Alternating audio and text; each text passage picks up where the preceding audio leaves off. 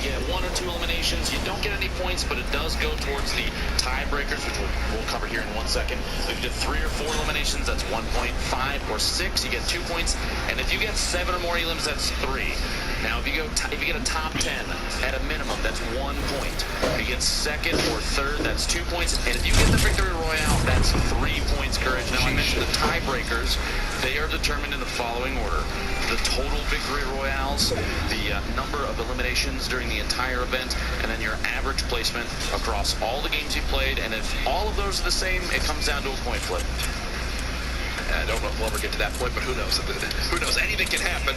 It would be quite interesting to see how it all plays out. Thank you for that refresher, though. Again, all that money on the line as well. Of course, we won't be seeing anyone compete for money quite yet tonight. That's Monday, but the players are competing for a spot to participate at that point.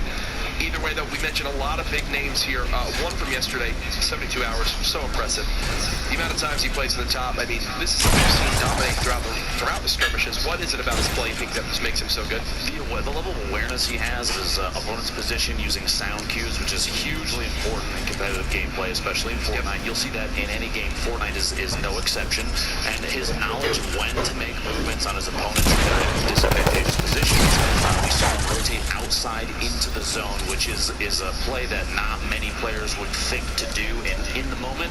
But we've actually seen it a number of times here. He wasn't the first one, and I guarantee you today and tomorrow he will not be the last. You'll love to see it. You'll love to see it. I believe we are just moments away from getting into game number 1.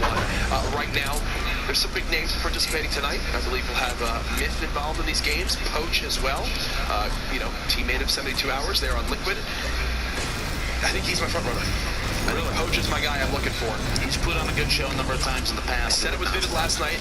Potentially spoiled it all for him. Don't give him the caster's curse, Courage, I might be doing it again here. There's a look at the venue. All the players on in. The Fortnite Summer Skirmish, 8 weeks of competition, has brought us to this point. And I believe there it is, ladies and gentlemen. Here we go. Here we go. It's game 1. Day 2, the final week of Summer Skirmish, Jack. And we have a northwest to almost a top center bus path. You see already, like I said before, we were talking about long-range drops. Anywhere is basically eligible. It's all valid. One thing that you will see, do you see in the bottom left on the map right there, that you have a number of players dropping out over the ocean.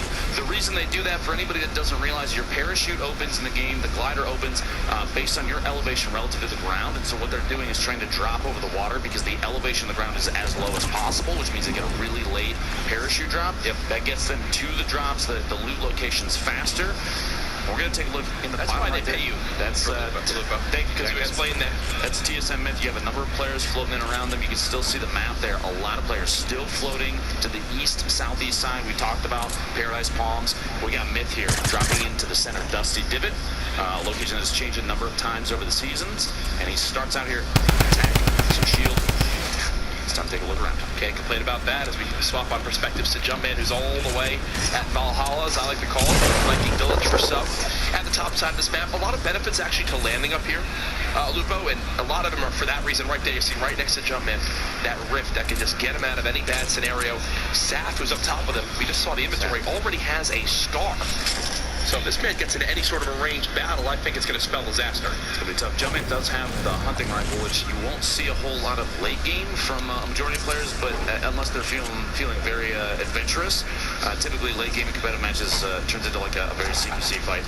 But Airco taking Dougal down with a single shot there. A couple of these players, they're going to be names that you will see again, because if they played in the heats and made it into the qualifiers but did not get into the grand finals on Monday, they're given the opportunity to jump back in and push through heat again if they have the chance. You get here early enough. Exactly. You get here early enough, go for it. I think it's the thought process there, but it looks like Jumpman will be getting into this engagement with Saf, who's just above him, using that high ground. No player having any shields, but I would say the inventory has to favor Saf here. The scar, the blue pump.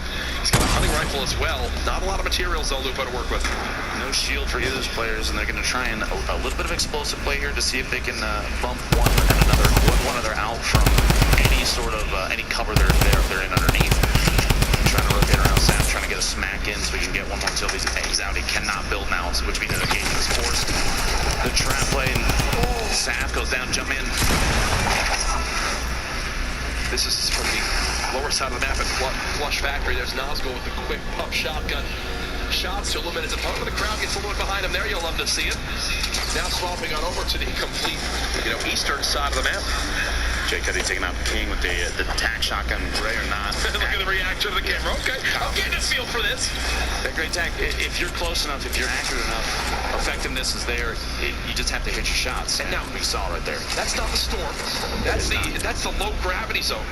Side fatal that's currently in play. This was happened because of the cube that's been rolling around. Quick little swap for Marshmallow to get that a limb. No materials really left, but 200 HP. You got to be feeling pretty confident there. Storm Tiger, name seen online before. Going to go ahead and move this chest just outside Tilted. I believe I saw it just on the feed. Look at Poach was just eliminated. A name that we were discussing earlier, which is that's a big one to have go down. And there's still 80 players, just under 80 players remaining in the game. But you have to remember, 3 more matches after this one. Saint is eliminated, someone we watched yesterday that was not able to make it to the grand final just yet, but Storm Tiger took him out there. Out of materials, 7 and 5, that's it. Hopes to grab a little bit, enough for one build. Wow. 5 HP. Oh my goodness! He's got to try to make something happen. Hit the sniper shot. Medal, 1 HP. What? Storm Tiger makes it all the way underneath. Okay, and here's his opponent, maxed health with a shotgun. Storm Tiger, if you win this game, you're my dad. Okay. And you are not the father. The tests are back, my friend. The caster curve's coming out already. Wallhack Jack, a fellow member of Rogue, looking for an elimination here, but Teenage takes him out. Some very accurate mid-air SMG shots. And one thing to remind everybody at home, if you've been watching the summer skirmish up to this point, we have not had a live crowd. Well, guess what? It is standing room only. And you can hear just how intense it is. A live look at the scoreboard. Again, we are running a full-functioning spectator feature here this weekend that catches us up to speed on where we are. Now, Ben, for everybody at home, let's remind them of how the points work. 3 limbs, 3 to 4 limbs will earn you 1 point. Nobody yet at 3 limbs. So everyone's still sitting with a goose egg. Lass is the closest right now, though, at 2. But here we see Painful PvP pushing up, trying to see if he can get above his opponent. But there's a lot of building going on here. The triangles there, the pyramids. But he does have a top down his opponent, using those pyramids to double layer, trying to make his way in. But a lot of edit replaces from Painful. The drop down, his opponent closes an edit behind him. The chase down. Attack shotgun coming in handy and takes an Elam from the CB there and picks up all his loot. Was that not exactly what we talked about earlier on with the edits and how edits are basically 90% of high-level play? Both players trying to utilize them there. Unfortunately, only one can come out on top as we swap one over to Payday, who's just bouncing around. By the way, I don't know if you noticed that, he's an Xbox controller player. You see the keybinds on the bottom is the Y and the bumpers, which means we've seen a number of players show up with their controllers and stay toe-to-toe with anybody, and it's wonderful to see that. The competition is fierce on both the console and the PC side. Now, Cease is someone we've seen in the summer skirmish events a number of times. I've watched his gameplay. Very, very fast edits as we've seen in the past. But he's also scary accurate. Of course, I say that at the shotgun blast. A second one coming in, the jump over the top. There's the edits you mentioned. Trying to just pull some last-ditch efforts with the clingers, but it's not enough. Payday does go down. It's a relatively clean fight from Cease, and the big thing to point out, too, as well, Lupo, look at the materials. Now, 800 wood, 430 brick. Great spot to be in so early in the game. You see Hysteria on the left side of your screen. He was someone who wasn't able to make it through yesterday through those qualifiers. Came back on through, got off early, and now he's back again. Made it to the Heats today to give it another shot, and they're down there in Greasy, but back over just southwest of retail. There's a pair of houses here that is a pretty common loot spot for players that don't want to hit a POI, but it looks like it's a pretty hefty drop here this time. Dr. David, a fellow doctor, trying to see if he can put some shots in. Probably not legitimate as well.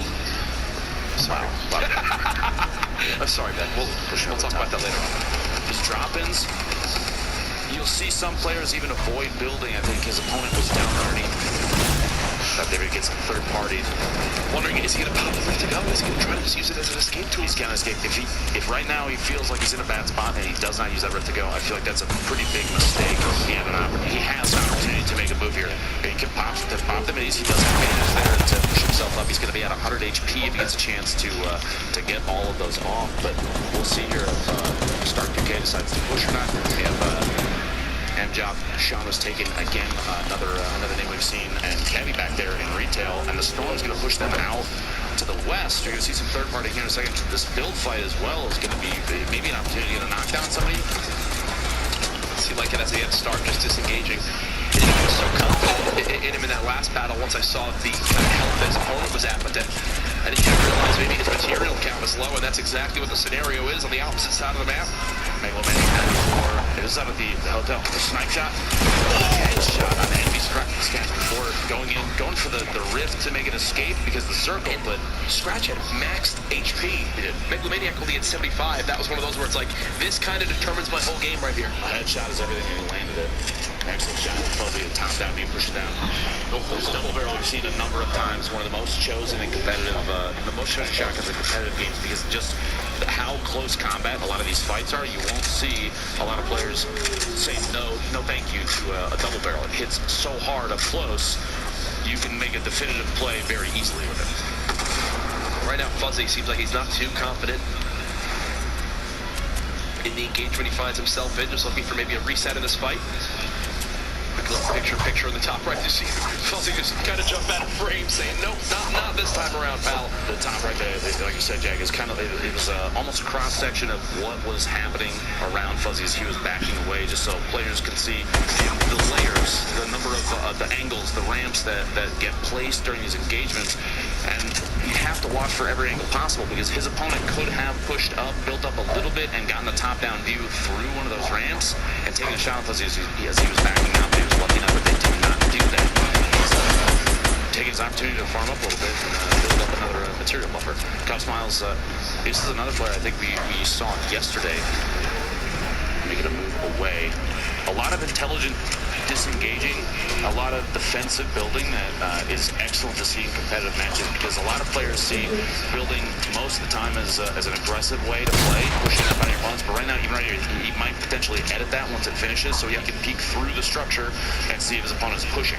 And this zone, you just heard that kind of noise means, hey, it's about to push. Slowly beginning to close on it, and this is actually a very, very awkward zone. You see it, half of the zone is the water. So no one will be there. How does that maybe change these scenarios, Dr. Lupo? Because we talk about gatekeeping all the time, but I feel like you've only got about 60% of that zone that's even in play. Not a whole lot of players are going to be coming from the north and northwest side just because of how thin the sliver of the map is that's left up there. You also have the southeast corner, which, if you saw that earlier, is relatively sparse with players. But that northeast side, the largest push of players, and there's actually a fight going on outside there. Hopefully we can see that after the fact, depending on what happens with that. Two players fighting the storm. But there's going to be a big wave of people coming into the river, which is extremely exposed too. If I were in a position northeast side of Shifty Shafts, I'd build a 1x1 up there if I have some they are, especially, or even just something I can tap fire with, take advantage of third-party situations, especially right now. Oh, certainly. We continue to watch Cub Smiles just setting up right now, swapping it over to Linane as he's got some remote explosives in hands, considering maybe dropping some on in there, but realizing, hey, that would probably cause some danger close splash damage to me as well, so maybe not my best play as of yet. There you go. Now his opponent from Linane as he continues to build on up, keeping the high ground advantage, not getting the high damage pump shots he might want.